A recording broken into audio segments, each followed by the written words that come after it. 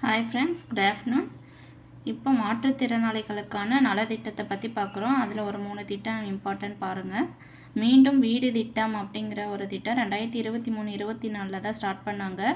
இந்த திட்டம் எதுக்கோசரம் அப்படின்னா, மனநலம் பாதிக்கப்பட்டு குணமடைந்தவர்களின் உணர்ச்சி, அவங்களுடைய சமூக மற்றும் அறிவுசார் நலன்களை எல்லாம் வளர்ப்பதற்கான ஒரு திட்டமாக இருக்குது. இது மீண்டும் வீடு திட்டம் அப்படின்னு சொல்கிறாங்க. இந்த மீண்டும் வீடு திட்டம் அப்படின்னா அவங்க குணமடைஞ்சு மீண்டு வராங்க அப்படிங்கிற மாதிரி ஞாபகம் வச்சுக்கோங்க. உரிமைகள் திட்டம் அப்படிங்கிறது நெக்ஸ்ட் ஒரு திட்டம். இது மகளிர் உரிமைகள் திட்டம் அப்படிங்கிறது மகளிருக்கானது. மாற்றுத்திறனாளிகளுக்காக ஒரு உரிமைகள் திட்டம் அப்படின்னு ஒன்று ஸ்டார்ட் பண்ணியிருக்காங்க. இது 2022 ஸ்டார்ட் பண்ணாங்க.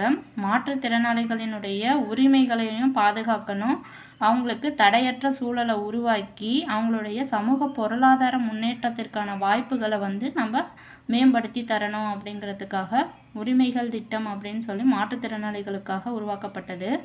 இன்னொன்று விழுதுகள் தீர்வு காணும் மையம் அப்படின்னு ஸ்டார்ட் பண்ணியிருக்காங்க. இது எப்போன்னா நவம்பர் 25 2024 ஸ்டார்ட் பண்ணியிருக்காங்க. மாற்றுத்திறனாளிகளுக்கான சுகாதாரம் தொடர்பான மறுவாழ்வு சேவைகள் வழங்கணும். ஸோ மாற்றுத்திறனாளிகளுக்கு மறுவாழ்வு சேவைகளை வழங்கணும் அப்படின்னு விழுதுகள் தீர்வு காணும் மையம் அப்படிங்கிறது ஸ்டார்ட் பண்ணியிருக்காங்க.